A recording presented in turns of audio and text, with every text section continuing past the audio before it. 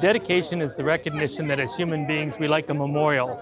And so we bless a memorial so that we have somewhere to be able to grieve and to remember, but also because we're Christians so we can celebrate our faith, that this commemorates the entrance into eternal life of all these people. That's what liturgy is. Liturgy is a work. So this is a work of remembrance, of blessing.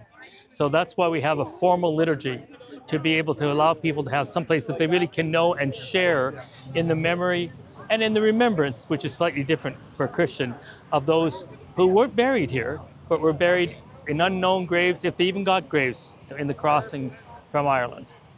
This is personal too. This is professional for you, but this is personal. I have, I don't know how many relatives that are in this own cemetery, but I have relatives that are being commemorated today because they were buried in the first cemetery, but they were also buried in all kinds of little cemeteries, graves on farms, and also literally the bodies were cast into the sea. A poet said many years later, if there could be tombstones in the sea, there would be a road of tears from Ireland to Canada.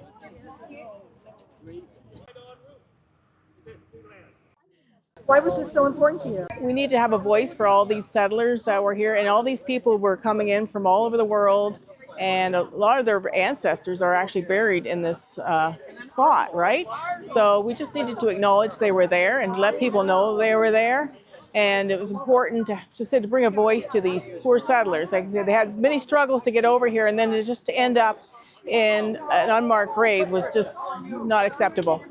I love the work of this artist. What's the artist's name again? His name is Garrett Gilbert. Excellent. Tell me a little bit about the sculpture. Oh, so the sculpture is on an erratic stone. So the story behind erratic stone, it's moved by forces under their control in nature, and it ends up where it ends up, right? And much like the pioneers that came here that moved by forces under their control, whether it was from Ireland, what was going on there, to come to Canada.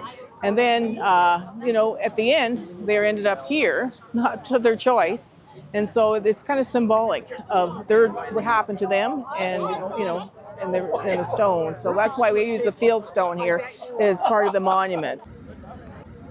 And the sculpture here has the Celtic cross, the plowed field, the field stones, and the little shanty in a forest, and also the oak leaf. And oak leaves are very symbolic to the Celtics. Yeah, so it all kind of comes together, and it's kind of very symbolic, right? And it's unique, and so when people are coming through here, they're not going to pass it by. They're going to look because it's very different from what else they see here. So we'll draw attention to it and get people to come over and to read and to maybe to understand. Yeah.